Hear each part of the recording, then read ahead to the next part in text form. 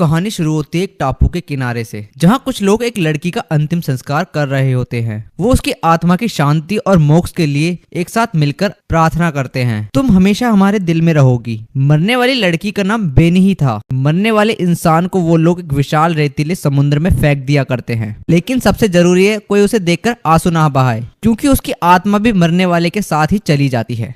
लेकिन कहानी का मेन कैरेक्टर चकुरो काफी इमोशनल किस्म का 14 साल का लड़का है। वो किसी भी कंडीशन में अपने इमोशंस को कंट्रोल नहीं कर पाता। चकुरो हमेशा अपने बिछड़े हुए दोस्तों का पर्सनल रिकॉर्ड रखता है। मडमहल टापू पर कुल 513 लोग रहते हैं, जहां दो किस्म के लोग पाए जाते हैं, 90% यूरिक्स और बाकी बचे नॉन यूरिक्स। चकुरो भी एक यूरिक है, इसलिए वो एक हीमिया नाम की सुपर ह्यूमन एबिलिटी का इस्तेमाल कर सकता है। यूरिक होने का सबसे बड़ा नुकसान ये है कि वो 30 साल की उम्र तक किसी न किसी कारण से मर जाते हैं। चकुरो जंगल में अपने कुछ दोस्तों के कहने पर कुछ बैम्बूस काटता है, लेकिन वो बैम्बूस उन्हीं के ऊपर गिरा देता है, जिसके बाद वो दौड़ता हुआ एक लैब में घुस गया, जहाँ रो और उसका असिस्टेंट किसी प्रोजेक्ट पर काम कर रहे थे। उन्होंने आंखों को धूल से बचाने के लिए एक चश्मा तैयार किया है, जिसे चकुरो को देते हुए एक मोटा लड़का बोला, तुम चाहो तो इसे रख सकते हो, पर बदले में अगर तुम्हें समुद्र से कोई चीज मिलती है तो उसे हमें देना पड़ेगा। चकुरो अपनी प्यारी दोस्त सामी की ओर बढ़ ही रहा था कि रास्ते में उसे चीफ मैन की टीम आते हुए दिखती है। चीफ मैन में ज्यादातर एल्डर्स हैं, जो सभी नॉन यूरिक्स हैं। वो चकुरो के रिकॉर्ड्स की काफी तारीफ करते हैं, क्योंकि वो मडवेड आइलैंड का अकेला आर्किस्ट है। मतलब चकुरो का काम सभी का रिकॉर्ड मेंटेन करना है। चकुरो बोला, मेरा मकसद तो ये जानना है आखिर हमारे पूर्वजों ने ऐसा क्या किया जो हम इस मड आइलैंड पर फंस के रह गए। ये पता लगने तक मेरी खोज अधूरी रहेगी। चकुरो अपने रिकॉर्ड्स लेकर अपने दोस्त सोरू के पास पहुंचता है। सोरू भी एक नॉन यूरिक ही है। उसने चकुरो से कहा, तुम हमें माफ करना जो हमने इतना भारी काम इतने इमोशनल लड़के को दे दिया। चकुरो एक आर्किस्ट होने का फर्ज अब पूरे दिल से निभाता है। वो बोला, सोयू आपके लिए तो मैं कुछ भी कर सकता हूँ, बस आप इस शिप के लोगों की खुशहाली के लिए काम करते रहिए। वही दिन था जिस दिन एक अजीब फ्लोटिंग आइलैंड चकुरो ने अपनी ओर बढ़ते हुए देखा। चीफ्स की टीम ने सोयू को उस शिप की स्काउटिंग का काम दिया और अगली सुबह वो कुछ यूरिक्स को लेकर शिप की ओर चल देता है। वहां पहुंचते ही चकुरो देखता है ये आइलैंड पिछले वालों से काफी अलग है। चकुरो जब सामी से बिछड़ गया तो एक नेवला उसके साथ आकर खेलने लगा और उसे एक अनजान जगह पर ले आया। चकुरो ने वहां एक अनजान लड़की को दीवारों के बीच देखा, जिसकी तलवार पर खून था और आंखों में आंसू थे। वो लड़की पहले इंसान थी जिसे चकुरो ने मडवेल के अलावा देखा है। उसके हमला करने से पहले ही चकुरो ने थीमिया से किसी तरह खुद को बचा लिया। वो उसे अपनी पीठ पर बिठाकर उसे अपने साथियों के पास ले आता है। कैप्टन ने उसे देखकर गुस्से में कहा, तुम इतनी देर से कहाँ थे और ये किसे उठा लाए हो? चकुरो बोला, ये एक इंसान है, इंसान जिसके तुरंत बाद मिशन को खत्म करके वो वापस मडवेल लौट आते हैं। मडवेल के लिए बारिश का होना एक जीवन दान की तरह है, क्योंकि उनकी पानी की सारी जरूरतें उसी से पूरी होती हैं। जैसे ही वो उस लड़की को लेकर आपस में बहस कर रहे थे तो वो अचानक से जाग जाती है और खड़ी होकर आहिस्ता से कहती है, मेरा अपना कोई नहीं बचा, इसलिए सरेंडर करने के अलावा मेरे पास और कोई रास्ता नहीं है। चकुरो और सामी उसे लेकर वहां से निकल जाते हैं और वहां ले आते हैं जहां सभी बीमार यूरिक्स को रखा जाता है। चकुरो ने लाइकोस से कहा, तुम भी हम ही में से एक ही हो। तभी चीफ मैन ताइशा भी वहां आ गई और लाइकोस को देखकर एक्साइटमेंट के साथ बोली, क्या तुम हमारे साथ कुछ टाइम बिताना चाहोगी? वो पूछताछ के लिए उसे चकुरो से दूर ले आती है। सामी सोयू की छोटी बहन है और वो लाइकोस को अभी से अपना दोस्त मानने लगी है। चकुरो ने सोयू से पूछा, वो ओनी गैंग इस वक्त कहाँ है? सोयू कहता है, मैं उन्हें रिलीज करने ही वाला था, लेकिन अचानक लाइकोस की खबर मिलने पर मुझे वापस आना पड़ा।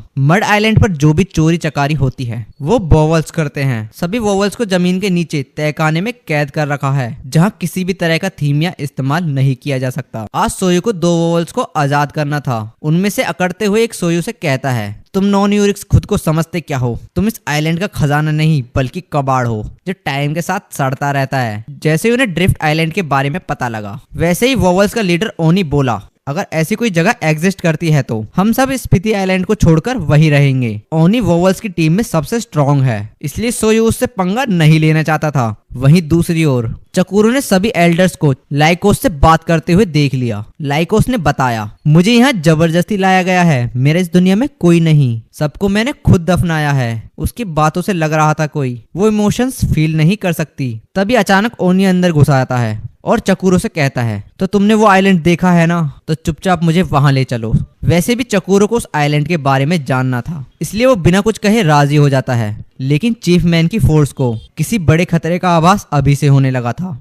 आइलैंड पर पहुंचने पर जब ओनी ने लाइकोस को धमकाकर यहाँ के सीक्रेट्स जानने चाहे तो वो उन्हें एक कब्रिस्तान में ले आती है, जहाँ हर एक लाश के लिए उसने एक तलवार गाड़ी हुई थी। पर आखिर इतने लोगों को एक साथ क्यों मरना पड़ा? लाइकोस के इशारे पर वो एक टूटे महल के अंदर एंट्री लेते हैं, जहाँ एक बहुत घिनौनी और डरावनी चीज उनके सामने आती है। लाइकोस बोली, इस चीज को हम नोस बोलते हैं। नोस हमारे इमोशंस को खाकर जिंदा रहता है, इसलिए हमारा मन खोखला होता है। इस दुनिया में लोग इमोशंस को बुरा मानते हैं क्योंकि सारी बुराइयां यहीं से जन्म लेती है। ओनियो मुड़ वाले से इतना बोर हो चुका है कि उसे अपने इमोशन को खोने से भी कोई फर्क नहीं पड़ता। चक्कूरो जब ओनी को रोकने आगे आया तो नोस को छूते ही चक्कूरो के दिमाग में तेजी से थॉट्स आने लगे। वो इस फीलिंग को डॉक्यूमेंट्स करने के लिए बेताब हुआ जा रहा था। थोड़ी देर बाद वो दोनों अपने मडवेल पर नॉन यूरिक के सामने होते हैं। अब ओनी के साथ चक्कूरो को भी काल कोठरी में डाल दिया गया क्योंकि वो अपनी मर्जी से ओनी के साथ गया था। सुबह होते ही चक्कूरो ओनी से कहता है, क्या तुम्हें सच में लगता है कि वो अजीब चीज हमारी फीलिंग को खा जाती है? जब ओनी भी उनके पास था तो वो थीमिया को खुद से दूर जाते हुए देख रहा था। इस बीच चक्कूरो को याद आया, लाइकोस ने मुझे खींचकर उससे बाहर निकाला था, पर एक मिनट, उसने मेरी मदद आखिर क्यों करी? तभी चक्कूरो का दोस्त मासू आकर कहता है, तुम किस्मत वाले हो, किसी ने गवाही में ओनी को तुम्हारे साथ जबरदस्ती करते देखा है। असल में मडवेल पर स्टार लोकस्ट नाम की एक प्रजाति भी रहती है जो वेस्ट खाकर सरवाइव करती है। लाइकोस को अकेला देखकर एक नेरी नाम की लड़की उसका हालचाल लेने आई और बोली, मैं नॉन यूरिक की तरफ से तुम्हारी देखभाल करने आई हूँ। इस बीच चक्कूरो हाफता हुआ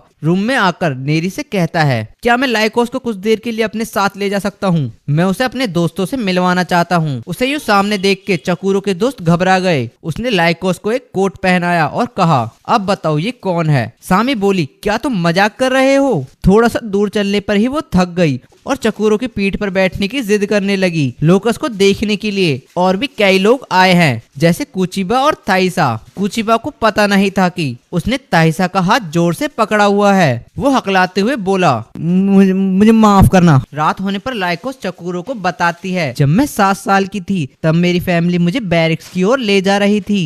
वो आखिरी टाइम था जब मैंने उन्हें आखिरी बार देखा। पर जैसा कि तुम जानते हो कि हमारे इमोशंस खत्म हो चुके होते हैं। जब चक्कूरो ने उसकी आंखों में आंसू देखे तो वो बोला, अब मुझे यकीन हो गया है, हम दोनों में कोई फर्क नहीं। वो चाहता है कि लाइकोस भी अब मडवेल आइलैंड पर उसके साथ रहे। इस बीच लोकस भी बाहर आ जाता है और ये नजारा बहुत शानदार होता है, जिसके बाद हम सुबह के वक्त चक्कूरो को नींद से जागता हुआ देखते हैं। उसका भाई तोबी आकर उसे नाश्ते के लिए बुलाने आता है। तोबी और उसके छोटे भाई बहन तब से चक्कूरो के साथ रहते हैं जब से उनके पेरेंट्स उन्हें छोड़कर चले गए। चक्कूरो और सामी थोड़ी देर बाद सोयू के पास पहुंचते हैं। सामी को उसका धूल से सना हुआ दिखना अच्छा नहीं लगा। काम के वक्त वो चक्कूरो से पूछती है, वैसे तुम कल लाइकोस के साथ कहाँ गए थे? चक्कूरो के कुछ बताने से पहले सोयू उससे बोला, मैं जरा चीव्स की मदद के लिए जा रहा हूँ। सोयू को रास्ते में नेरी दिखी जिसने बताया लाइकोस एल्डर से कुछ बात करना चाहती थी, पर काउंसिल ने उसे कुछ भी कहने से मना कर दिया। सोयू खुद लाइकोस से बात करने के लिए आता है, जिसे देखते ही लाइकोस उससे बात करने को बेताब हो जाती है। वहीं ताइसा कुचिबा से कहती है, जिस तरह चक्कूरो ड्रिफ्ट आइलैंड के बारे में जानना चाहता है, मेरा भी ठीक वैसा ही सोचना है,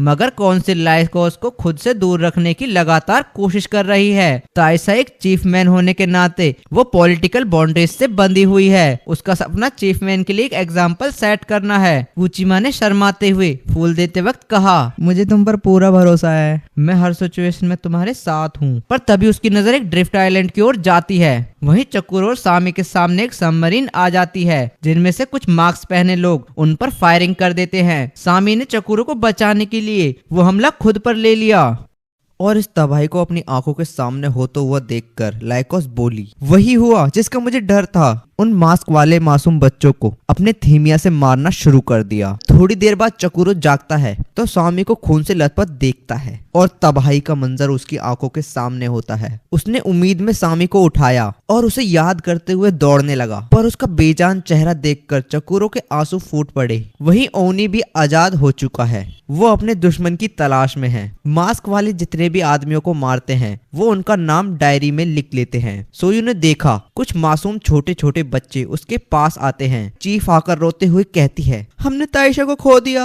और कौंसिल से भी कोई खबर नहीं है। आखिर ये सब क्या हो रहा है? सोयू बोला, अगर कौंसिल हाथ पर हाथ धरे बैठे रहे तो मुझे ही कुछ करना होगा। ओनी का एक साथी तो पहले ही मौत की खाट उतर चुका है और दूसरे साथी को उन दरिंदों ने थीमिया के इस्तेमाल से मार डाला। जब वो बाकियों को निपटाने आगे बढ़ते हैं तभी सही टाइम पर ओनी आ जाता है और अपने साथियों की लाश नीचे पड़ा देखता है। एक छोटी बच्ची उसे देखकर इस तरह रो रही थी। ओनी का गुस्सा अपनी चरम पर था। सोयू ने अगले ही पल डिफेंस कॉमिट को इकट्ठा कर लिया। उनकी जोश को देखकर वो बोलता है, दुश्मनों को खत्म करना हमारा गोल नहीं होना चाहिए, पहले हमें ये जानना है कि वो लोग हमारे साथ ऐसा क्यों कर रहे हैं। तभी उसके चेहरे पर खून आकर गिरता है। वो सब देखते हैं ओनी को उन बदमाशों की छुट्टी करते हुए। उसने थीमिया और अपनी स्किल से उन सबको ढेर कर डाला। दूसरी तरफ चकुरो सामी को गोद में लेकर रो रहा होता है कि उसके छोटे बहन भाई वहां आ जाते हैं। चकुरो समझ गया कि गिड़गिड़ाने से बात नहीं बनेगी। उसने लड़ने का फैसला किया और अपने थीमिया को एक्टिवेट किया। चकुरो ने देखा उनमें से एक लड़की लाइकोस के कुंभ के मेले की बिछड़ी बहन लग रही है। चकुरो मासूम जरूर है, टाइम आने पर पावर्स का सही इस्तेमाल उससे अच्छा कोई नहीं जानता। एक मास्क वाला लाइकोस के सामने होता है और कहता है, तुम्हारा हमारे साथ चलने का वक्त आ चुका है। तुम सुप्रीम कमांडर की छोटी बहन जो हो। पर लाइकोस को बिल्कुल भी नहीं लगता कि उसके भाई बहन को उसकी थोड़ी भी चिंता होगी। अगर वो वापस भी लौट जाए तो उसके परिवार के लिए वो एक इमोशनलेस डॉल से ज्यादा और कुछ नहीं है। इतना कहते ही वो भाग जाती है और पहुंचती है सीधा चकुरो के पास, जहां उसके जैसा दिखने वाला एक लड़का था। अचानक उसकी साथी उस लड़के को फुटबॉल की तरह उछालकर लाइकोस को गले लगा लेती है। उसका नाम लिंटोरी है। लाइकोस बोली, तुम लोगों के पास ना तो दिल है और ना ही कॉमन सेंस। लिंटोरी बिल्कुल एक राक्षस की तरह हंसते हुए सामी के नजदीक आती है और उससे कहने की कोशिश करती है। जब चकुरो ने बीच में आने की कोशिश करी तो लिंटोरी उसे दबोच लेती है। पर उसने रोता हुआ लड़का पहली बार देखा और आंसू देखकर मानो उसकी जान में जान आ गई हो। लाइकोस को रोकने पर उसने लाइकोस को भी मारने की धमकी दे दी। लेकिन अचानक मडवेल के पास एक विशाल आइलैंड आता हुआ सब देखकर हैरान रह जाते हैं। वहां से सारी सेना को मडवेल खाली करने का ऑर्डर आते ही सब वापस लौटने लगते हैं। लिंटोरी ने लाइकोस को पकड़ा और कहा, तुम्हें भी वापस चलना पड़ेगा, नहीं तो इन कीड़ों के साथ तुम्हारा भी सफाया हो जाएगा। इसी बीच एक जेस्टर नाम का जोकर बोला, तो यही है स्काइलॉस नंबर 4, जिसके भाई ने फ्लाइनर ट्राई करने के लिए इंटोरी लाइकोस को अनंत कहकर उसका मजाक उड़ाती है और चली जाती है। लाइकोस के भाई का नाम ओरका है। अगर उसका मिशन पूरा हुआ तो उसे गवर्नर बना दिया जाएगा। पर ओरका ने इंटोरी से कहा, मुझे गद्दी नहीं चाहिए, मेरा मकसद कुछ और है। चकुरो की हालत इस वक्त काफी नाजुक है। तभी ओनी आता है और अपने दोस्तों के इलाज के लिए दवा मांगता है। उसने कहा, और ये भी सुन लो, मडवेल पर अगला हमला जल्द ही होने वाला है, क्योंकि मैंने उनके 2 आदमियों को जानबूझकर पकड़ लिया है। ये सुनते ही चकुरो का भाई ओनी पर भड़क उठा। कीचा कहती है, ओनी ये सब हमारी भलाई के लिए ही कर रहा है। दवा मिलते ही ओनी वहां से चला जाता है। उसे अपने दोस्तों के अलावा और किसी पर भरोसा नहीं। अगले दिन मडवेल के लिए ब्लैक डे होता है, क्योंकि वहां पड़ी लाशें आज तक सबसे ज्यादा मौत की खिड़खिड़ाती है, जिसमें से एक सामी की भी होती है। चकुरो शर्मिंदा है कि वो सोयू की छोटी बहन को नहीं बचा पाया। थीमिया और लाशों के हवा में उड़ने से पूरी तरह अंधेरा छा जाता है, जिसके बाद हर और लोग रोते हुए दिखते हैं। आज के दिन चीफ की टीम ने सोयू को बुलाया ताकि उसे नया लीडर बना सकें। उन्होंने कहा कि तुम्हें खुद पर से पहले खून के दाग हटा लेने चाहिए, जिन्हें देखकर सोयू को फिर से सामी की याद आ जाती है। अचानक चीफ मैन कहते हैं, तुम यहाँ के पहले और आखिरी चीफ लीडर बनोगे, क्योंकि हम जल्द ही मडवेल को रेत में डुबोने वाले हैं। के साथ ही सब डूबकर कम से कम प्राउड की मौत तो मरेंगे। वैसे भी अगले हफ्ते में हम सबकी मौत तो पक्की है। असल में जिन लोगों ने मडवेल पर कल अटैक किया था वो लोग उनके ही पूर्वज हैं। मडवेल को उन्होंने ही बसाया था, पर एक सांप के साथ, इसलिए शायद अब वो इस सांप को खत्म करने के लिए वो यहाँ के हर एक आदमी को मारने का ऑर्डर दे देंगे। अच्छा होगा कि सुकून की मौत सबको नसीब हो। वहीं पर हेड एडलर सोयू के पिता भी होते हैं, जो मरने की बात से घबरा जाते हैं। उन्हें देखकर सोयू ने ऐलान कर दिया, जब तक मैं जिंदा हूँ किसी को मरने नहीं दूंगा। हेयर एल्डर ने फलीना की मदद लेने को कहा। ये वही नाम है जिसे लाइकोस बार बार पुकारा करती थी, लेकिन एक आंख वाला आदमी उसे बेहोश कर देता है और चला जाता है। बाहर चकुरो पत्थर पर कुछ लिख रहा था। तभी रेड ड्रेस में एक लड़की आई और बोली, तुम अकेले में यहाँ क्या लिख रहे हो, जरा मुझे दिखाओ। वो लड़की बोली, मैंने सुना है दुश्मनों से लड़ते वक्त सिर्फ ओनी ही उनका मुकाबला कर पाया था। वैसे भी एक ढीठ है। चकुरो की लापरवाही के कारण सामी की जान गई। वो इस मुद्दे पर किसी से बात तक नहीं करना चाहता था। वो लड़की बोली, तो सामी गई तो गई, कम से कम तुमने तोबी के भाई बहनों की जान तो बचा ही ली। असल में उस लड़की का नाम जिंसू है और वो चक्कूरो को थीमिया सिखाना चाहती है। जिंसू ने चक्कूरो को नाम बिगाड़कर चक्की रख दिया। ये भी कोई नाम हुआ भला। जिंसू लहराती हुई वहाँ से निकल गई। चक्कूरो थोड़ी देर बाद ऊपर समुद्र के किनारे देखने को आता है। तब नेरी उसके पास आने की जिद करती है और आकर कहती है, तुम देख सकते हो ये दुनिया कितनी खूबसूरत है और यहाँ रहने वाले लोग कितने नेक दिल हैं। मगर नेरी की आंखों ने चक्कूरो को मरने वाले लोगों की एक झलक दिखाई, जिसमें सामी भी उसे आखिरी अलविदा कहती है। चक्कूरो सामी को जाने से रोकता है और रोते हुए कहता है, अगर तुम चली गई तो मेरे पास वैसे भी जीने का कोई कारण नहीं होगा। हो सके तो मुझे अपने साथ ले चलो। लेकिन पलक झपकते ही ताइसो उसके सामने आ जाती है, जो कहती है मडवेल और उसके लोग मरने वाले हैं, सब खत्म होने वाला है। चक्कूरो के बनाए हुए रिकॉर्ड्स उसे घेर लेते हैं और एक अजीब स्पेस में आ जाता है। वहाँ उसने एक तलवार देखी जिस पर ओनी का खून था। सोयू को तड़पता हुआ देख चक्कूरो वापस आ जाता है। नेरी ने उससे बोला, तुम नहीं जानते कि तुम्हारे पास लोगों को मन के छूने की शक्ति है। सबकी जान अब तुम्हारे हाथों में है। अगर मडवेल डूबा तो सब खत्म हो जाएगा। जब चक्कूरो लाइकोस के पास पहुंचा तो लाइकोस बोली, हमारे आइलैंड के लोग इस आइलैंड को नर्क मानते हैं। उसे इस तरह रोकता हुआ देखकर चक्कूरो उसका जोश बढ़ाता है और बदले में मदद मांगता है। सबसे पहले लाइकोस उस जगह के बारे में जानना चाहती थी जहाँ किसी को जाने की इजाजत नहीं। चक्कूरो ने बोवेल्स की जेल में ऐसी एक जगह देखी थी। थोड़ी देर में चक्कूरो हांफते हुए मासू के पास आता है और उन सबको आइलैंड को डूबने की खबर देता है। उसे कुछ और लोगों का साथ चाहिए था, इसलिए चक्कूरो ने ओनी की मदद लेनी चाहिए। जब ओनी ने उनकी बात सुनी तो कहा, क्या तुम्हें लगता है कि इससे अच्छा अंत हम डिजर्व करते हैं? ओनी ने एक दुश्मन को पकड़ कर रखा था, जिसे रखने का ओनी के पास अब कोई कारण नहीं है। वो अब हार मान चुका है। चक्कूरो ने ओनी को समझाया, इस वक्त तुम अपने दोस्तों के गम में हो। ये दर्द तुम्हारी सोच को दबा रहा है। ओनी ने चक्कूरो को धक्के मारकर वहां से निकाल दिया। फिर वो सब जेल की ओर आगे बढ़ने का फैसला करते हैं। गार्ड्स का हाल बिगाड़ डाला। इस बीच चक्कूरो की मुंह बोली बहन जिंसू भी वहां आ जाती है। वो भी सिक्योरिटी फोर्स का हिस्सा है। उसने कहा, मैं चक्की को बचाने के लिए कुछ भी कर सकती हूँ, लेकिन अंदर उन सबका कैप्टन भी होता है। आसमान से गिरे खजूर में अटके उसकी सेल्फ डिफेंस थीमिया का किसी के पास कोई जवाब नहीं है। लेकिन उसका निशाना तो ओनी था, जिससे दो दो हाथ करने कैप्टन वहीं रुक गया। जब बात जेल के गेट को तोड़ने की हुई तो साइंटिस्ट रोउ अपनी आरी को निकाल लाता है। जब तक वो सोऊ को ढूंढते हैं तब तक चक्कूरो सीक्रेट रूम की ओर चल देता है, जहां एक रूम से तेज रोशनी आ रही है। वहां उन्होंने बहुत अजीब दिखने वाला एक क्रीचर देखा। असल में वो चीज भी एक नोस थी जिसका नाम फ्लाइना है। नोस ही आइलैंड को चलाने वाला इंजन होता है। अगर उसे डिस्ट्रॉय कर दिया जाए तो मडवेल डूब सकता है। तभी वहाँ सभी एल्डर चीफ्स आ जाते हैं और अपने साथ कुछ लोगों को लाकर फ्लाइना को बर्बाद करने की कोशिश करते हैं। उनके हमले होते ही मडवेल बुरी तरह थरथराने लगता है। दूसरी ओर कैप्टन शोहान को भी इस बारे में पता था। उसने ओनी से कहा, वैसे तो हम डूबकर मरने ही वाले हैं, लेकिन तुम्हें अपने हाथों से मारकर मुझे ज्यादा खुशी होगी। पर ओनी को ये बात पसंद नहीं आती। वो बोला, मेरी जिंदगी कोई मजाक नहीं है। हम सब इस आइलैंड पर पैदा हुए और यहीं पले बढ़े, लेकिन जो लोग रिकॉर्ड्स मेंटेन करते हैं उन्हें इस तरह मरते हुए देखना आसान नहीं होगा। जब फ्लाइना में थोड़ी जान बाकी थी तब लाइकोस उसकी ओर भागती है और उछल पड़ती है, पर तीर लगने से चक्कूरो ने उसे बचाना चाहा, जो सीधे लाइकोस के पैर में जा लगती है। ये देखकर चीफ लाइकोस से बोला, तुम लोग तो हमें मारना चाहते थे ना, और तुम ये भी जानते हो कि फ्लाइना के खत्म होते ही हम सब डूब जाएंगे, तो फिर ये ढोंग किस बात का? लाइकोस ने कहा, आपके पास ऐसी कीमती चीज है जो हम खो चुके हैं, और वो है उम्मीद। हकुजी, जो कि सबसे एल्डर चीफ है, वो बताता है, हम अपने पापों को झेल कर थक चुके हैं, जिनका अंत करने के लिए हमारी मौत ही एकमात्र तरीका है। लाइकोस का पारा अब चढ़ चुका होता है। वो सभी चीफ से चिल्लाकर बोला, इसका मतलब ताइशा और मुइचो भी पापी थे। लाइकोस अपने लोगों के खिलाफ जाकर हमारी मदद करना चाहती थी। अगर उसके अंदर उम्मीद बाकी है तो मैं प्रॉमिस करता हूँ मैं अकेला इस आइलैंड की रक्षा करूंगा। उसके शब्दों ने शिराई और नसूजी के दिल को पिघला दिया। हकुजी को परेशान देखकर नेरी बताती है कि उसी ने ही यहाँ दुश्मनों को बुलाया था। नेरी फेलिना के पास जाकर उसे अपनी शक्ति दे देती है, जिसके बाद वहाँ सब कुछ शांत हो गया।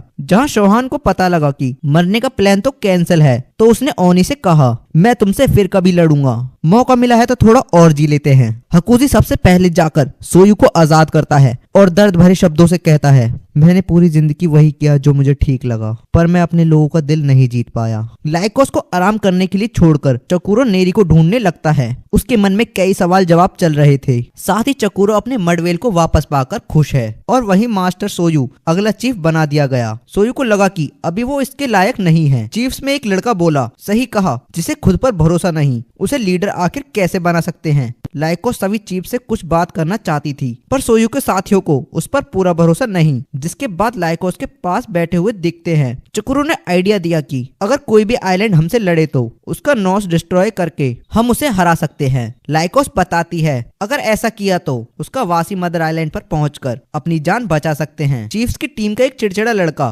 कुजीरो मासू के बीच में बोलने से मना करता है। लाइकोस के हिसाब से स्काइलॉस कुल 8 नॉस को कंट्रोल करती है, जिसके पास नॉस की शक्ति है। वो लोग दूसरों के दिलों को पढ़ सकते हैं। उनमें से एक लाइकोस का भाई भी है। कौन जानता था कि सैनिकों से लैस 8 आइलैंड उनके चारों ओर घूम रहे हैं। लाइकोस ने कहा सिर्फ एम्पायर ही मडवेल को खत्म करना चाहता है, बाकियों को तो फेलिना के बारे में मालूम तक नहीं। फेलिना का नॉस अलग है, क्योंकि वो लोगों के इमोशंस को नहीं खाता। मडवेल के लोगों को फंसाने का काम भी एम्पायर का ही था। लाइकोस को बचपन से यही पता था कि फेलिना पर इमोशन फील करने वाले लोग रहते हैं। एम्पायर जानता है कि फेलिना पर दूसरे आइलैंड पर कब्जा कर सकते हैं, जिससे वो कमजोर हो जाएगा। इसलिए एम्पायर को लगता है कि फेलिना के उनके श्रापों को खत्म करना ही एकमात्र सहारा है। चकुरो ने पूछा क्या तुम्हें लगता है कोई तो होगा जो मडवेल को ढूंढकर हमारे अस्तित्व को जान सकेगा? लेकिन उन्हें ढूंढने के लिए इतना टाइम नहीं है, क्योंकि अगला हमला कभी भी हो सकता है। इस बार लाइकोस भी लड़ने के लिए रेडी है। सोयू काफी देर तक लाइकोस की बातों को अब्सॉर्व करने की कोशिश करता रहा, मगर उन्हें अब तक मडवेल का असली राज नहीं पता। उसने अपने लोगों के सामने सारी बातों को रखा और कहा हमें कुछ और अपने जैसे लोगों की जरूरत है, हमें एक साथ रहने की जरूरत है। सोयू ने ओरिक को ध्यान में रखते हुए कहा मैंने आपको हमेशा इस अधूरी जिंदगी से आजाद कराने का सपना देखा है। इस बीच ओनिक कहने लगा मुझे लगता था तुम सिर्फ अपने बारे में सोचते हो, कोई तुम्हारा साथ दे ना दे, मगर मुझे तुम्हारे एक ऑर्डर का इंतजार रहेगा। सोयू ने यूरिक्स और नॉन यूरिक्स को एक करके वो कर दिखाया जो हकुजी सालों में नहीं कर पाया। अब स्काइलॉस के हमले में सिर्फ 4 दिन बाकी हैं। मडवेल में बच्चों को शुरू से यही सिखाया जाता है कि थेमिया का इस्तेमाल किसी को नुकसान पहुंचाने के लिए नहीं किया जाएगा, लेकिन आज उनके सिर पर ऐसी मुसीबत आन पड़ी है। छोटे बच्चे तक को थेमिया की ट्रेनिंग सिर्फ इसलिए दी जा रही है ताकि वो भी युद्ध में अपना योगदान दे सके। ट्रेनिंग के दौरान कुछ लड़कियां लाइकोस के पास आती हैं और चकुरो को और उसके दोस्तों से पूछे बिना ही उसे अपने साथ ले जाती हैं। मासो ने उन्हें रोता हुआ देखकर पूछा क्या हुआ, तुम लोग ठीक हो? वो सब लड़कियां लाइकोस को जंगल की ओर ले गई और उसे पहनने के लिए नई ड्रेस देने लगी। एक यूरुमी नाम की लड़की ने लाइकोस के हाथ पकड़ा और अनुरोध करते हुए पूछा तुम्हें हमें दुश्मन के बारे में जानकारी देनी होगी, वैसे भी हमले में सिर्फ 4 ही दिन बाकी है। उस दिन सभी लोगों ने पुरानी काउंसिल मेंबर लाशा को देखा, जो पिछले 2 सालों से अपनी तबीयत के चलते गायब थी। वो मीटिंग के दौरान लाशा अंदर आ जाती है, जिसे देखकर सब हैरान रह गए। उसने कहा मडवेल की सुरक्षा मेरी तबीयत से ज्यादा जरूरी है। उसने सोयू से पूछा तुम्हारी बहन भी हमले के दौरान मारी गई थी ना, तो तुम बच्चों को ट्रेन करके उनकी जान को क्यों दांव पर लगा रहे हो? और ये कुचिबा का बच्चा ताइशा तो इसके सामने ही मरी थी, तो इसने क्या कर लिया? तुम्हें मासूम यूरिक्स की जान को दांव पर लगाने का हक किसने दिया? तभी सोयू लाशा से बोला आप जानती ही हैं, अगर हम कुछ ना भी करें तो हमें मरना ही है। इसका मतलब हम हाथ पर हाथ धर के तो बैठ नहीं सकते। चीफ मैन की टीम ने मिशन के लिए ओनी को भी चुना है। जब वो छोटा हुआ करता था तब उसे अपने पेरेंट्स के बारे में भी कुछ मालूम नहीं था। वहीं वो सबसे पहले अपने दोस्त नीबी से मिला। वो सब नहीं जानते थे कि ओनी थेमिया यूज कर सकता है। इस लड़ाई के चलते ताइशा ने बेसहारा बच्चों को बॉवल्स घोषित करके काल कोठरी में डलवा दिया, लेकिन ओनी को फर्क नहीं पड़ता था। उसके लिए तो पहले से ही ये आइलैंड बहुत छोटी जगह थी, तो काल कोठरी से उसे क्या ही फर्क पड़ने वाला था। नीबी ने ओनी को परेशान देखकर कहा तुम्हें मेरे साथ रहकर चिंता करने की कोई जरूरत नहीं, अब हम दोनों साथ ही हैं, इसलिए एक दिन साथ में बाहर निकलेंगे। वहीं से ओनी के और भी नए दोस्त बने। नीबी आज भी यहाँ से भाग निकलने को बेताब है, जिसके लिए वो हर रास्ते के कांटे को तोड़कर फेंक सकती है। तभी उसे अपनी बचपन की याद आ जाती है। वो खोए हुए दोस्तों को दोबारा कभी नहीं देख पाएगी। नीबी ने रोते हुए भारी आवाज में कहा मैं तुम्हारी तरह मजबूत नहीं हूँ, मुझे यकीन है कि तुम भी मुझे एक दिन अकेला छोड़कर चले जाओगे। पर ओनी वही करता है जो उसका दिल कहता है। शाम के वक्त जब लाइकोस चकुरो से मिली तो उसने नए कपड़े पहने हुए थे, यहाँ तक कि उसने एक नई ड्रेस चकुरो के लिए भी बनाया है। वहीं चीफ भी जंग की पूरी तैयारी में लगे हैं। कुचिबा जो भी तरीका सुलझाता है, सोयू को वो नाकाम लगता है। उसने कहा कल हर साल की तरह सैंड फेस्टिवल है। कल हर बच्चा एक्साइटेड होगा, इसलिए सबका साथ रहना बहुत जरूरी है। पर्जा के सामने आकर सोयू ने कहा, हो सकता है कि कल हम सबका सबसे दुख भरा दिन हो या फिर आखिरी हो, चाहे जो भी हो, हमें हर सिचुएशन में यही महसूस करना है कि हम एक दूसरे के दिल के जरिए जुड़े हुए हैं। लेकिन तभी सोयू के ऊपर किसी ने सैंड की बारिश कर दी। असल में सैंड फेंकने की मशीन नेजू और रोउ ने तैयार करी है, मगर इस बार उन्होंने सोयू को सच में गुस्सा दिला दिया। चकुरो ने कहा, बाहर निकलना ही सबसे अच्छा रास्ता होगा, जिसके चलते सब एक दूसरे पर सैंड उड़ाने लगते हैं। ये माना जाता है कि हवा में रेत उड़ाने से बिछड़े लोगों की मौजूदगी का एहसास होता है। जब लाइकोस ने चकुरो को सामी की याद में देखा तो वो देखती है कि चकुरो अभी भी सामी की मौत को अपनी गलती समझ रहा है। जिसके बाद हमें सेना और सोहान को देखते हैं। सोहान ने उससे कहा, काउंसिल के ऑर्डर के अनुसार उसे भी बैटल में हिस्सा लेना होगा, लेकिन उसकी वाइफ साइना शायद ही उसके दुख को बर्दाश्त कर पाएगी। सोहान ने कहा, तुम्हें अपने इमोशन पर कंट्रोल करना चाहिए, और उसे रोता छोड़कर चला जाता है। एक बार फिर चकुरो को नेरी जैसी लड़की दिख। चकुरो के पूछने पर उसने बताया, नेरी ने अपनी मॉम की चोट ठीक करने के लिए उनके शरीर में समा गई थी। मैं बस उसी की जुड़वा बहन हूँ और मेरा नाम एमा है। एमा ने चकुरो से इस आइलैंड को बचाने का प्रॉमिस मांगा। वो हर किसी को जिंदा देखना चाहती है। उसने कहा, अगर तुमने ऐसा कर दिखाया तो ही मैं तुम्हें फेलिना का सीक्रेट और उसकी हिस्ट्री बताऊंगी। इतना कहते ही एमा एक परी की हवा में तैरने लगती है। काउंसिल के लोगों ने आम लोगों को बचाने का पूरा प्लान बना लिया है, जिसके लिए उनके पास पूरी अटैक फोर्स है, जो स्काईलॉस के नॉस को बर्बाद करके उनकी शिप को डुबाना है। सोयू ने सबको लकी चार्म के तौर पर एक ब्रेसलेट भी दिया। एक तकुशा नाम की थ्रेड स्क्वाड का लीडर ओनी को शाबाशी देता है। लाइकोस को भी लकी चार्म दिया गया, क्योंकि वो भी अब मडवेल का मेंबर है। सोयू उसकी सलामती की दुआ करेगा। उस दिन बहुत तेज रेतीला तूफान आता है। वैसे तो नीबी को नहीं चुना गया, पर वो भी साथ चलने की जिद करने लगता है। तूफान के पीछे उन्हें कुछ नजर आ रहा था। अचानक उन्होंने एक विशाल चीज को आगे बढ़ते देखा। लाइकोस समझ जाती है कि दुश्मन अब हमारे सामने है, क्योंकि एक विशाल शिप फलाइना की ओर बढ़ रहा होता है। उस शिप का कमांडर आराफाने है। उसकी असिस्टेंट बताती है, हम बस आइलैंड पर पहुंचने ही वाले हैं, जहां पर ओशन के नीचे हिस्टोरिकल सबूत पाए गए हैं, जिस बात की खबर वो ओरका को देने वाले थे। काइलोस कहता है, उन्होंने अपने नॉस को एक्टिवेट कर दिया है। फिर हमारी नजर पड़ती है लिंटोरी की ओर, जो लालच और भूख भरी नजरों से देखते हुए मडवेल पर छलांग लगा देती है। उसने अपने सैनिकों से कहा, गुस्से में आगे बढ़ो और मुझे मरे हुए चेहरों के दर्शन करवाओ। इस बीच मडवेल के यूरिक्स भी तैयार हो रहे होते हैं। चकुरो अपने सैनिकों के साथ आगे बढ़ता है। एमा की कोशिश और बाकी सबको अपनी प्रेयर्स पर पूरा भरोसा है कि आने वाला कल हम सबके लिए खुशहाल होगा। कुचिबा के ऑर्डर्स पर हमला शुरू होता है और मडवेल के छोटे बच्चे भी अपनी पूरी कोशिश करके दुश्मनों पर वार कर रहे होते हैं। उन्होंने मिलकर काफियों को ढेर कर दिया और साथ ही उनके हथियारों को काबू पाने की कोशिश करी। लिंटोरी ने वहाँ एक यूरिक लड़की की जान ले ली और बोली, मैं ऐसे ही अभी और खेलना चाहती हूँ। और बच्चे हथियारों को लाकर सोयू के हाथ में दे देते हैं, जिस पर खून लगा था। चकुरो और बाकी सब भी दुश्मन शिप स्काईलॉस पर पहुंच चुके होते हैं। उसने देखा लाइकोस की शिप और स्काईलॉस की स्मेल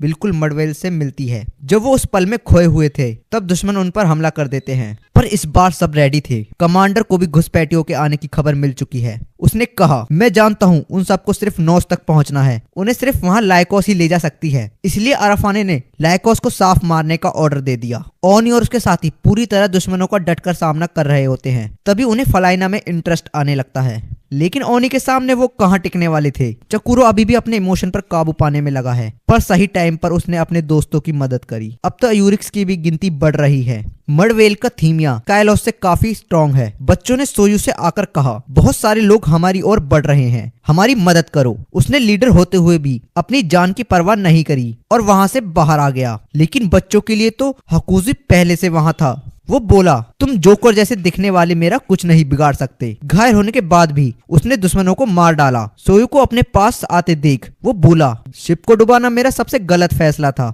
मैं मडवेल का अच्छा फ्यूचर देखना चाहता हूँ। लेकिन लिंटोरी उसकी बातें पूरी होने से पहले ही उसकी जान ले लेती है और कहा, ये बुड्ढा मरते वक्त भी नहीं सुधरा। जब सोयू ने तलवार निकाली और बोला, मैं तुम्हें अपने बुजुर्ग की इंसल्ट नहीं करने दूंगा, मगर लिंटोरी जैसी शैतान उस बेचारे पर कहां रहम खाने वाली थी। उसे रोते हुए चेहरे देखकर मजा आता है। लिंटोरी खुद को समझदार कहकर दुश्मनों को पागल बनाती है। उसकी इन बातों को कैप्टन चौहान सुन रहा होता है। वो बोला, तुम जानती हो कि तुम एक मच्छर से भी ज्यादा भिनभिनाती हो। चकुरो और उसके बाकी दोस्त नॉस तक पहुंच चुके होते हैं, लेकिन वहाँ पर थीमिया का इस्तेमाल नहीं किया जा सकता, इसलिए ओनी के साथियों को गेट पर चकोरो अंदर भेजता है। फैसला होते ही सब आगे बढ़ते हैं। वो सब देखते हैं कि स्काइलॉस का नोज काफी खूबसूरत है, नोज के पास काफी खतरनाक हो सकता है। तभी अचानक ओनी के दोस्त अंदर से एक आवाज आती है। नीबी घायल था, इसलिए उन्होंने चकोरो को आगे बढ़ने को कहा, और अंदर आते ही उन्होंने लाशें पड़ी हुई देखी।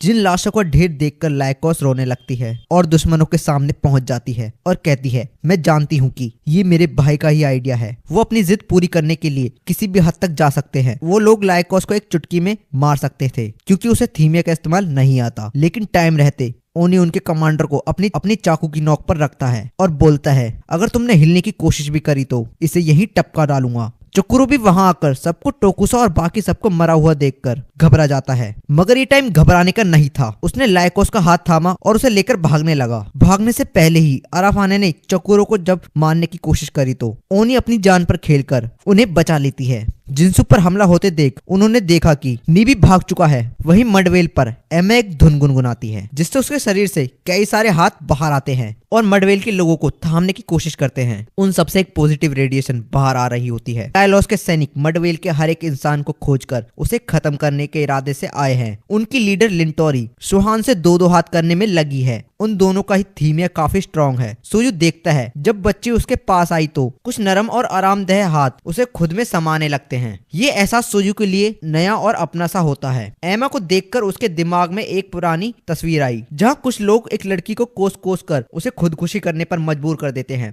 ऐसा करना उसके परिवार के लिए काफी शर्मनाक था। वहाँ खड़ी एक औरत कहती है वो गुलाबी बाल वाली लड़की अपने इमोशन नोस को नहीं दे पाई और ऐसी वो अकेली ही बची थी, और उसका नाम था लेंटोरी, जिस पर किसी एनर्जी ने बैकफायर किया था। उसे लोगों के दिलों में जिस प्यार की तलाश थी उसकी जगह नफरत और रोष देखकर लिंटोरी ने अपने दिमाग पर से काबू खो दिया और वो एक राक्षस बन गई। वो सोहान से लड़ते वक्त एक ही बात दोहराती है, मुझे हर इंसान से प्यार है जिसके दिल में दुख और नफरत है। सोयू ने लिंटोरी और लाइकोस का एग्जाम्पल दिया। इस बीच सोहान जोरदार हमले से उसे घायल कर देता है और सोयू कहता है, तुम उस पर कैसे तरस खा सकते हो जिसने तुम्हारे ही लोगों की जान बचा ली है। इसी बीच लिंटोरी खड़ी होती है और कहती है, तुम जैसे मासूम लोगों की वजह से ही तुम्हारे मडवेल के वासी मारे जाएंगे। और उस वक्त उन्हें सबसे ज्यादा खुशी का एहसास होता है। सोहान खुश था क्योंकि वो जानता था कि लिंटोरी का दर्द देखकर वो उसे अच्छा महसूस कराएगा। एक ही जोरदार वार से सोहान ने लिंटोरी की हालत बिगाड़ डाली। वो रेंगते हुए थोड़ा आगे बढ़ती है और चिल्लाते हुए रोने लगती है। सोयू कहता है, शायद अब ये कुछ नहीं कर पाएगा, इसलिए हमें बाकी सबको बचाने पर ध्यान देना चाहिए। जब लिंटोरी घायल हालत में थोड़ा आगे आती है तो उसकी नजर अपने लोगों पर पड़ती है। कुछ बच्चों ने जब उसे देखा तो वो उस पर तरस खाने लगे। लिंटोरी ने जैसे ही उनके साथ खेलने की बात करी तो उन बच्चों ने एरो से उसे वहीं खत्म कर डाला। मरते हुए उसके लिए दुनिया का हर इंसान सरफिरा है जो उसे आज तक समझ नहीं पाया। एमा वहीं पर बैठी उसे मरते हुए देख रही होती है। उस बीच कीचा का एक साथी आकर बोला, अगर दुश्मन तुम्हारे पास आए तो तुम क्या करोगी? असल में उन्होंने दुश्मन के सिपाही को पकड़ रखा है। कीचा बोली, बाकी सबका भी यही हाल होगा। जब उस सफेद बाल वाली लड़की ने ओनी और नीबी के बारे में पूछा तो उनके दोस्त सिकॉन और सीको को वहां आ जाते हैं और कहते हैं, नीबी को तो हमेशा ओनी की आड़ में छुपने की आदत पड़ चुकी है। उनका मानना है कि जब नॉन यूरिक्स जैसे कमजोरों को युद्ध में जाने दिया जाएगा तो हम बोवेल्स को इतना हक क्यों नहीं कि हम अपने देश के काम आ सके। उन्होंने कीचा और दूसरे खड़े अपने साथियों को नॉन यूरिक्स का पालतू कहा है जो सोयू के ऑर्डर्स पर दुम हिलाते हैं। कीचा इतने में रोते हुए कहती है, ओनी युद्ध में सिर्फ इसलिए उतरा क्योंकि वो खुद जानता था क्योंकि कैप्टन ने ओनी की जान नहीं ली, इसलिए आराफाने ने उसे ही धमकी दे दी। वो अपनी तलवार लेकर आगे बढ़ते हुए कहता है, ये बच्चा खुद को फलाइना का राक्षस समझता है। तुम शापित लोग अपने शाप से अभी अवगत नहीं हो और ना ही तुम बाहर की दुनिया के बारे में कुछ जानते हो। शायद तुम्हें ये भी नहीं पता होगा कि तुम्हारी जिंदगी इतनी छोटी क्यों है। उसने लाइकोस से कहा, तुम जानते ही हो कि ये लोग उन किरदारों की तरह हैं जिन्हें हमेशा इग्नोर किया जाता है। उसने ओनी के चेहरे को अपनी तलवार से काटते हुए कहा, गलती तुम्हारी नहीं है, मैं तो तुम्हारी जान लेकर तुम्हारे पूर्वजों का शाप तुम्हारे सिर से उतारना चाहता हूँ। वहीं मासू और उसके दोस्त अभी डिफेंस में बिजी हैं। मासू थीमिया को अपनी एक इंजरी को ठीक करता था और सोचता है मैं सीधा बाहर गया तो मारा जाऊंगा, इसलिए वो साइड से छुप कर जाता है। लेकिन तभी उसकी नजर पड़ी कुचीबा पर, जो दुश्मनों के बीच अपनी तलवार लेकर कॉन्फिडेंस के साथ खड़ा दिखता है। उसके मन में तायशा की तस्वीर थी, क्योंकि उसने हमेशा सबकी खुशी और सबका भला चाहा था। वो तो सही टाइम पर मासू ने उसकी जान बचा ली। मासू आकर चिल्लाते हुए कहता है तुम अपना थीमिया तो ठीक से यूज तक नहीं कर सकते, तो क्या जरूरत है मरने की। कुचीबा ने एक दुश्मन का हेलमेट तोड़ा तो उसमें एक छोटी बच्ची थी जो बिल्कुल इमोशंस देख रही थी। मासू ने कुचीबा से तलवार छीनकर उस लड़की को मार डाला। कुचीबा तायशा को याद करके रोने लगती है और कहता है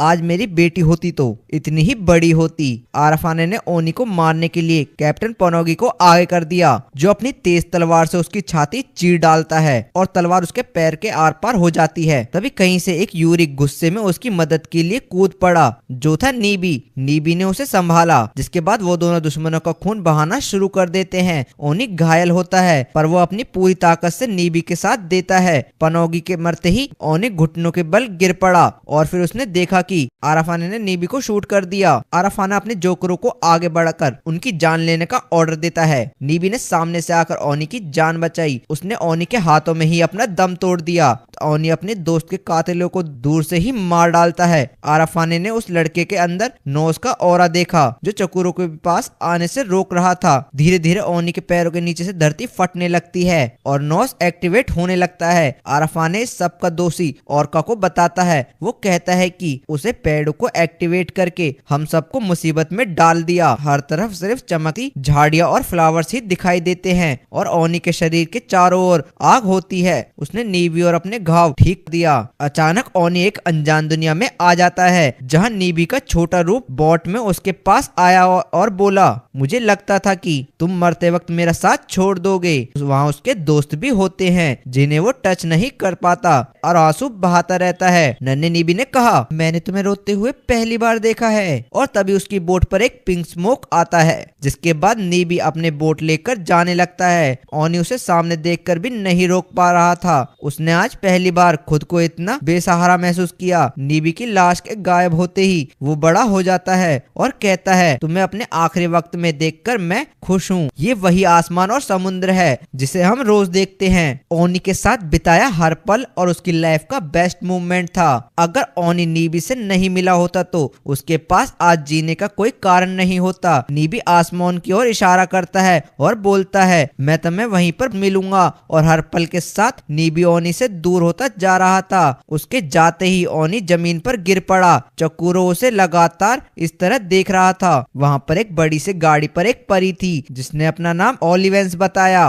वो कहती है मैं फलाइना से एक डील करना चाहती हूँ। उसने वादा किया कि अगर चकोरो स्काइलॉस को भी बेहतर करने में उसकी मदद करेगा तो वो उसे एक अंतरौप देगी, जिससे एमा फलाइना की एक नई शुरुआत कर सकती है। जब चकोरो से ठुकरा कर जाने लगा तो ओलिवेंस ने अपने हाथों से उसकी छाती चीर डाली। वो उससे बोलती है तुम जानते हो हमारा सर हमसे कहता है, इसलिए हमें दर्द महसूस नहीं होता। और पलक झपकते ही चकोरो एक नई दुनिया में होता है। ओलिवेंस ने इमोशन लाने के लिए चकोरो के रिकॉर्ड्स को छीन लिया, जिसमें हर तरीके के इंसान के अलग इमोशंस है। लाइक कोस बेहोशी से जागते ही खुद के बचपन को अपने पेरेंट्स के साथ एंजॉय करता महसूस करती है। वो एक पेज को पलटते ही एक नई फीलिंग्स को महसूस कर पा रहे थे। ओलिवेंस मडवेल की दुख भरी कहानी लिखने के लिए चकोरो को अमर होने का वरदान देती है। चकोरो ने कहा जो दर्द खुशी उसके दोस्तों ने महसूस करी वो मडवेल की कहानी है। ओलिवेंस उस अंतरौप को चकोरो के हवाले करती है और चुटकी बजाकर उन्हें वापस भेज देती है, ताकि वो एक नई दुनिया बसा सके। अपने दोस्तों को खोना सबसे बड़ा दुख होता है और उन्हीं यादों के साथ हम इस दुनिया से जाते हैं। मडवेल का एक इंसान सामने से आ रही तेजी से चमक को देख रहा होता है। ओलिवेंस अपने वादे के मुताबिक खुद को अंदर समा लेती है, जिससे स्काइलॉस पूरा डूब जाता है और बचते हैं तो सिर्फ चकोरो और उसके दोस्त। अगले दिन वो सभी साथियों को अलविदा कहते दिखते हैं। रिचुअल्स के आंसर वो सभी बॉडीज को फ्लावर्स के बीच रखकर उन्हें समुद्र को दान कर देते हैं और कहते हैं आप सभी के साथ हम भी मिलने जरूर आएंगे। तब तक के लिए ऊपर वाला आपको खुश रखे। हकूजी के साथ उनमें से कई सारे नॉन यूरिक्स थे, जैसे सोहान की वाइफ साइना। सोहान ने उसे देखने से मना किया और कहा मेरे लिए उसके कुछ बाल काट कर रख लेना। उसके ऑर्डर्स के अकॉर्डिंग वैसे ही किया जाता है। सोहान की आंखों में एक भी आंसू ना देखकर उसकी माँ कहती है न जाने क्यों तुम्हारे अंदर मुझे एक शैतान दिखाई देता है। ये सुनते ही वो जोर जोर से हंसने लगा। अब एक बार फिर से मडवेल पर पहले जैसा माहौल होता है। सोयू ओनी के लिए एक दवा लेकर आया, जिसे कीचा को देते हुए बोला, ये इसे पिला दो। लेकिन कीचा नाराजगी भरी आवाज से कहती है, ओनी ये हालत तुम्हारे ही ऑर्डर्स के कारण हुई है। सोयू को तो कभी युद्ध जचता ही नहीं था। उसने हर कदम सिर्फ अपने लोगों की भलाई और खुशहाली के लिए उठाया था। तभी कुछ छोटे छोटे बच्चे ओनी और कीचा को थैंक्स करने के लिए गिफ्ट्स लेकर आते हैं। चीफ मैन ने जब लाइकोस से गायब हुए सोल्जर्स के बारे में पूछा तो वो बताती है वो सब जरूर मदरशिप की ओर गए होंगे, लेकिन मदरशिप फिलहाल उसके लिए एक खतरा नहीं है, क्योंकि उसकी नोस घुसपैठियों से सुरक्षित नहीं है। स्काइलोस का नोस ओरका की एक बड़ी हार साबित होगी। एम्पेरियल सेना और उसका असेंबली मैन एक्लेशिया ओरका एक और युद्ध की इजाजत नहीं देगी, लेकिन लाइकोस को नहीं लगता कि ओरका अपनी हार बर्दाश्त कर पाएगा। वहीं कुचिबा मासू के लिए बैम्बूस ड्रिंक लाया है और बोला, शिनोनो ने तुम्हारे लिए भेजा है। जब चकूरो का पेट ओलिवेंस का एंड्रोरोपेस खेल रहा होता है, तब वो जिंदा होकर अजीब सा जानवर का रूप ले लेता है और मीटिंग हॉल में इधर से उधर भाग रहा होता है। लाइकोस ने उस खोखले नाम के जानवर को पहचान लिया। मासू बैम्बू ड्रिंक पीकर थोड़ा बहक गया है। वो कुचिबा से कहता है, मेरे प्यारे कुची, तुम्हारी जान मेरे लिए सबसे कीमती है। तुम मेरे खास दोस्त हो। कुचिबा को अपना नया नाम कुछ खास पसंद नहीं आया। इस युद्ध के बाद मडवेल के हर मेंबर को लग रहा होता है कि वो मुसीबत से छुट्टी पा चुके हैं, लेकिन खतरा अभी टला नहीं था, क्योंकि ओरका को अपने जेस्टर के साथ कुछ प्लान करता देखते हैं। जेस्टर जोकर जैसे दिखने वाले क्लेओन को कहा जाता है। जब उसके रूम में एक लड़की आई तो एक जेस्टर ने कहा, इससे ज्यादा सुंदर तो मेरा टकला है। वो लड़की बताने आई थी एक्लीशिया की जांच शुरू होने वाली है और हंसने के बजाय ओरका को थोड़ा सीरियस होकर सोचना चाहिए। लेकिन इसी बीच हम फिर से एक जानी पहचानी आवाज को सुनते हैं, जो थोड़ी लिंटोरी की। उसके नाम वैसे तो मरने वालों में लिख दिया गया था। मुझे फलाइना में वापस जाना है, जिसके लिए उसके पास एक ही रास्ता है। ओरका का एक जोकर बनकर जाने के बाद लिंटोरी का जेस्टर का मजाक बनाते देख वो जोकर्स उसे घेर लेते हैं और जबरदस्ती खुद जैसा बनाने की बात करने लगते हैं। मडवेल पर इस वक्त बारिश का मौसम जा चुका है, इसलिए वो सब तालाब में नहाने का मजा उठा रहे थे। जिंसू और बाकी सबको एंजॉय करता देख लाइकोस ने सोचा, ये कैसे लोग हैं, कभी खुश होते हैं तो कभी परेशान। उन सबका मानना है कि अगर मन में कभी उदासी हो तो अगली बारिश नहीं आती। और तभी अचानक उनकी नजर करीब आती बोट पर पड़ी। वो इंपेरियल शिप थी। सोयू को लगा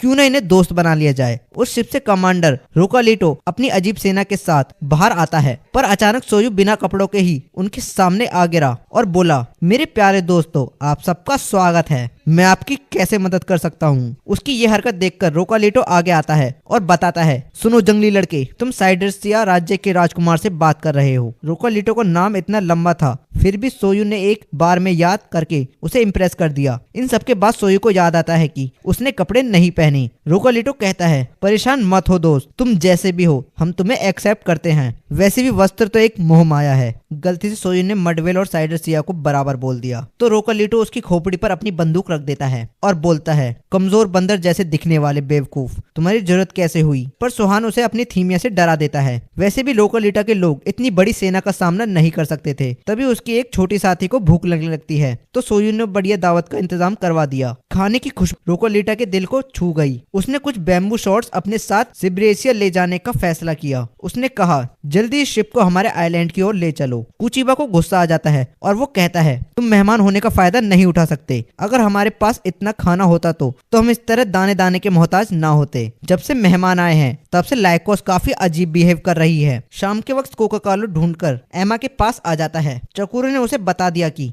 ये उसे ओलिवेनेस ने दिया है, लेकिन चकुरो नहीं जानता कि ये उनके लिए कैसे फायदेमंद है।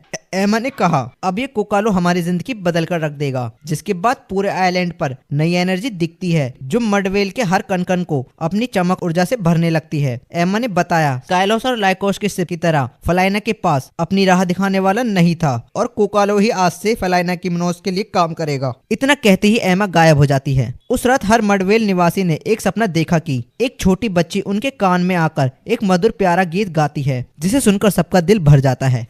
इसके बाद हम चलते हैं एक्लीशिया की मीटिंग में। ओरका को बुलाया जाता है और ऑफिशियल्स उससे कहते हैं, हमने तुम्हें फलाइना के शाप के सिलसिले के चलते बात करने को बुलाया है। आज ऐसा क्या हुआ जो स्लाइडर सी है जैसे राज्य वहाँ जाकर दोस्ती कर रहे हैं। फलाइना के आज भी जिंदा होने के कारण सिर्फ एक ही इंसान है और वो हो तुम खुद। जब 90 साल पहले उन लोगों को यहाँ से निकाला गया था उसे बच्चे एक कहानी समझाते हैं, लेकिन तुम्हारी गलती के कारण ये सच सबके सामने आकर रह गया। अथोपिया के कमांडर ओरका के साथ साथ अब आराफाने को भी सजाए मौत दी जाएगी। ये सुनकर ओरका हंसने लगता है और बोलता है, ऊपर वाले ने हमारी एविल शक्तियों को खत्म करने के लिए ऊपर से स्वर्ग का छोटा टुकड़ा भेजा था, जिसे हम काटरथेरियों की बारिश भी कहते हैं। जब दुष्टों का नाश हुआ तो अलग अलग नौ सामने आए, जिसके बदले में लोगों को अपने इमोशन उन्हें देने पड़े। और ये वही दौर था जब दो किस्म के लोग बने, पहले यूरिक्स और दूसरे नॉन यूरिक्स। लेकिन डायमंड्स को तो अक्सर लोग भूल जाते थे, जो नॉस की शक्ति को इस्तेमाल करने वाले महान योद्धा होते थे। फलाइना में रहने वाला ओनी खुद एक डायमोन है। ऐसे ही डायमोन्स महान शख्स के दुश्मन हैं, जिनका जन्म शापों की उत्पत्ति के बाद हुआ है। ओरका ने कहा, और इस आराफाने के बच्चे का क्या? और उसका मजाक उड़ाया और उसे टॉर्चर किया, और ये खुद को मासूम बताता है। ओरका के कुछ करने से पहले ही आराफाने ने उसे शूट करने की कोशिश करी। ओरका अपने खून से सना हाथ ऊपर उठाकर कहता है, जल्द ही दूसरा कटारियों की बारिश फिर से पड़ने वाली है। ये दुनिया फिर से एक और बार शुद्धता से भर जाएगी। फिर और भी डायमंड का जन्म होगा, और तब कौन कौन उसका सामने करने वाला होगा, कौन नोस की रक्षा करेगा। ओरका डायमंड्स को खत्म करने की जिम्मेदारी खुद लेता है, जिसकी इजाजत उसे दे दी जाती है। अपोथिया का करंट कमांडर आतशाली भी ये देख रहा था। वो ओरका से कहता है, इतना गिड़गिड़ाने के बाद ये मत समझना कि अब तुम्हारी परेशानी खत्म हो चुकी है। ओरका ने कहा, तुम ज्यादा दिमाग मत चलाओ, बस मुझे वारशिप कॉरकोरियस ले जाने दो। मैं तुमसे अच्छी खबर सुनने की उम्मीद करता हूँ। चकुरो कल रात वाले सपने के बारे में सोयू और लाइकोस को बताता है, लेकिन नॉन यूरिक्स को कोई ऐसा सपना नहीं आया। थोड़ी देर बाद सब मिलकर एक दूसरे का हाथ पकड़कर एक प्यार भरा गीत गाते हैं, और कोकालो अपने ऑरा के चारों ओर फैलाना शुरू करता है। जिसके बाद मडवेल चलने लगता है। वो सब एक ऐसे पक्षी की तरह थे जो खुले आसमान में भटकते रहते हैं, पर शोहान को खुशी है, कम से कम ये शिप हिला तो सही। चकुरो लाइकोस को उदास देखकर उसका हाथ पकड़ता है और कहता है, तुम नए मेहमानों से मत डरो। उनके आने के बाद से ही सब कुछ अच्छा होने लगा है। सब कुछ अच्छे के लिए ही होता है। सोयू ने कहा, अब मडवेल एम्पायर की पहुंच से काफी दूर जा सकता है। रात के वक्त रोकुलिटो गुस्से में सोयू के पास आता है और पूछता है, ये बताओ कि तुम्हारे मडवेल पर बाकी शिप से ज्यादा यूरिक्स कैसे रह सकते हैं, जबकि यूरिक्स का लाइफ स्पैन हर जगह सेम होता है। तो सोयू बोला, मैं इस वक्त ओनी के लिए मेडिसिन बनाने में लगा हूँ। बेहतर होगा तुम आवाज नीची रखो। रोकोलिटो के पास पूरे ओशन का एक मैप है। साइबर सिया से निकलने के बाद उन्हें अजीब करंट महसूस हुआ, जो उन्हें मडवेल ले आया। कुचिबा बोला, ओशन करंट को सिर्फ इंपेरियल शिप ही क्रॉस कर सकती है ना। रोकुलिटो बताता है, तुमने हमें कम समझा है क्या? अब से हम भी मडवेल की प्रोटेक्शन का जिम्मा लेते हैं। जब रोकुलिटो लाइकोस के सामने गया तो उसने कहा, तुम्हें देखकर लगता है कि तुम कुछ कहना चाहती हो। आखिर बात क्या है? लाइकोस उसे थीमिया और नॉस के बारे में सब कुछ बता देती है। वहीं चकुरो भी उससे मिलने वहां आ पहुंचा और ओनी बातें सुनने लगता है। तभी लाइकोस ने कहा, फलाइना जिंदा रहने के लिए जो भी कहती है वो है यूरिक्स की बची हुई जिंदगी। ये सुनते ही चकुरो के होश उड़ गए। वो वहां से भाग जाता है। कौंसिल को भी इस बात की जानकारी थी, पर उन्होंने ये बात सामने नहीं आने दी। चकुरो जब सो रहा था तब उसने कुछ लोगों की आवाज सुनी। बाहर जाकर वो शिनोको और शिकोको को देखता है, जिन्होंने मडवेल का लीडर खुद को घोषित कर दिया और अपना झंडा भी लगा दिया। वो लोगों से कहते हैं, तुम सब ऐसे लोगों की आड़ में कैसे जी सकते हो जो इस आइलैंड को किसी भी बाहर वालों के हाथों में दे रहा है। हालांकि लोग उनके इस फैसले के खिलाफ हैं। शिकोको ने पूछा, क्या तुम उन यूरिक्स की गिनती बता सकते हो जो जंग में मारे गए? आखिर तुम याद भी क्यों ही रखोगे? हालांकि हकुजी के अलावा काउंसिल का हर मेंबर जिंदा है। वो लोग कर ही क्या सकते हैं जिनके पास खुद का थीमिया तक नहीं है। वो दोनों लोगों को नॉन यूरिक्स के खिलाफ भड़काने की पूरी कोशिश करते हैं और पर्पल विंग नाम की अपनी ही टीम बनाने की बात करते हैं। पर तभी ओनी अचानक आकर शिकोको का हाथ पकड़ लेता है और कहता है, तुम कीड़ों से और उम्मीद की भी क्या जा सकती है। लेकिन उन्होंने ओनी पर ही पलटवार किया और कहा, ढेरों लोगों को मारने वाला मॉन्स्टर आज शांति की बात कैसे कर सकता है? वो थीमिया की इज्जत को बचाने के लिए ओनी पर जोर जमाने की कोशिश करता है ताकि वो उनके साथ आ जाएं। लेकिन ओनी के अंदर की शक्ति जागने लगी है और वो उनका झंडा तोड़ देता है और कहता है, अगर आप लोग लड़ नहीं सकते तो तुम्हारे लिए नीचे दिखाने वालों का तुम्हें कोई हक नहीं। वहीं सोयू से चकुरो और उसके दोस्त मिलने आते हैं। वो सब मासू का हाल लेने आए थे क्योंकि बैम्बू शूट पीकर वो काफी टाइम से सो ही रहा है। तभी उसकी आंखें खुली तो कुचिबा को मासू बोला, मुझे तो लग रहा था कि मैं एक साइकिल में फंस चुका हूँ। मुझे तो समझ नहीं आ रहा था कि आखिर खून बनाना इतना जरूरी क्यों है। ऐसा लग रहा था कि जैसे मैंने मरे हुए हर एक इंसान की तकलीफ एक रात में भोग ली हो। लेकिन उसके दोस्त उसे समझाने की कोशिश करते हैं क्योंकि यही मेमोरीज मासू को लड़ने के लिए स्ट्रॉन्ग बनाएगी। इसी बीच हम चलते हैं ओरका की तरफ जो कहीं पर जा रहे होते हैं। वो जैसे ही गाड़ी से उतरते हैं कई सारे गार्ड्स आकर उन्हें घेर लेते हैं। वहीं पर लिंटोरी भी होती है जिसने एक जेस्टर जैसा हुलिया बनाया हुआ था। वो गाना गाते हुए उन सबकी गर्दन उड़ा डालती है। किसी ने आतशाली समझकर उन पर हमला किया। लिंटोरी ओरका के पैरों में बैठकर कहती है, मालिक किसी तरह मुझे फलाइना ले चलो, मैं वहाँ के लोगों के साथ अभी और मजे करने चाहती हूँ। ओरका और इत्साली के पास पहुंचकर उसे बताता है लिंटोरी को एम्पेरियर ने सारेक्स दिया था जो कि नॉस का मांस होता है और तब से ही उसने अपने इमोशन वापस पाने शुरू कर दिए हैं। ओरका ने आतशैली से कहा, मैंने सुना है तुम्हारी फैमिली में सारेक्स काफी शेयर किए जाते हैं। वो कॉर्कोरियस पाने के लिए कुछ भी कर सकते हैं। जब ओरका ईथिया से शादी कर लेगा तो वो इस शिप से मुक्त हो जाएगा। रास्ते में ईथिया पूछती है, आप आतशैली को दुश्मन क्यों बनाना चाहते हो? ओरका का पहला निशाना फलाइना और डायमंड ओनी है, जिसके बाद वो एम्पियर नोस को अपने काबू में कर लेगा और अटोपिया को दोबारा बसाएगा। दूसरी ओर सोयू और बाकी सब प्रेयर कर रहे होते हैं जो थी मासू की आत्मा की शांति के लिए। सबकी तरह उसका भी अंतिम संस्कार कर दिया जाता है। चकूरो फिर से अपने आंसू नहीं रोक पाता। मासू के लिए सबसे ज्यादा लोग आंसू बहाते हैं। सुहान ने ओनी को देखकर कहा, तुमने रोने वाला मुंह क्यों बनाया हुआ है?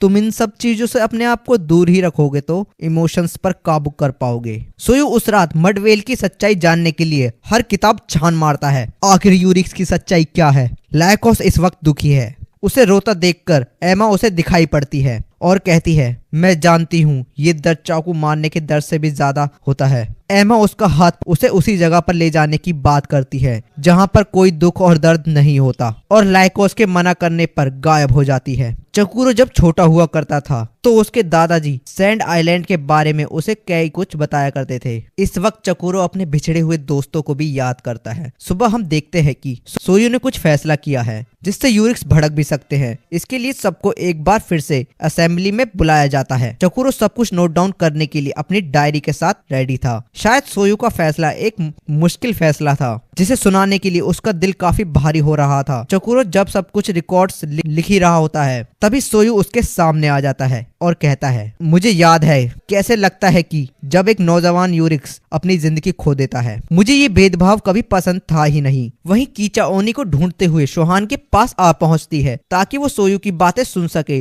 लेकिन ओनी सबके जैसा नहीं है। वो किसी की गुलामी कभी पसंद नहीं करता। तभी ओनी वहां आ जाता है और शोहान से कहता है, तुम्हें मेरे दोस्तों से दूर ही रहना चाहिए। सोयू की स्पीच चल ही रही थी पर तभी शिनोको और उसका भाई भी वहां आ जाते हैं और फिर से लोगों को नॉन यूरिक्स के खिलाफ भड़काने लगे। उन्होंने एक पत्थर उठाकर सीधा सोयू के सिर पर मार दिया। जिन्सु पर वार होने से पहले ही ओनी ने उसे आकर बचा लिया और कहा, जो भी यूरिक्स जंग में मारा गया वो अपनी मर्जी से जंग के लिए उतरा था। मुझे भी उतना ही बुरा लगा जितना सबको लगा। सोयू ने कहा, ताइसा और हकुजी का भी कुछ ऐसा ही मानना था। तभी अचानक मडवेल पर भूकंप आने लगता है। ये समुद्र में मची खलबली के कारण होता है। चकूरो ने लाइकोस को मरने से बचाया पर वो चकूरो से माफी मांगने लगी और बोली, मुझे सामी नीबी बाकी सबकी मौत के लिए काफी दुख है, लेकिन ये वक्त दूसरों पे इल्जाम लगाने का नहीं था। सोयू ने जल्द से जल्द शिप को दूसरी दिशा में मोड़ दिया। के बाद कोकालो अपनी एनर्जी को फिर से फैलाकर फलाइना को दिशा दिखाता है। बाकी सबने भी उसकी मदद के लिए प्रेयर्स शुरू कर दिया। सोयू ने ओनी के साथ में रहने को कहा ताकि साइबर सिया पर पहुंचते ही वो और दोस्त बनाए। आखिर उसे भी अपने लोगों का लीडर बनाकर उन्हें इमोशनल सपोर्ट देना है। ओरका और ईथिया भी अपनी नई शिप पर पहुंच चुके हैं। वो फलाइना को काबू करने के लिए काफी एक्साइटेड है। मडवेल इस वक्त स्ट्रॉन्ग करंट से घिरा हुआ है जिन्हें केज ऑफ फलाइना भी कहा जाता है। वही करंट उन्हें साइबर सिया भी पहुंचाएगा।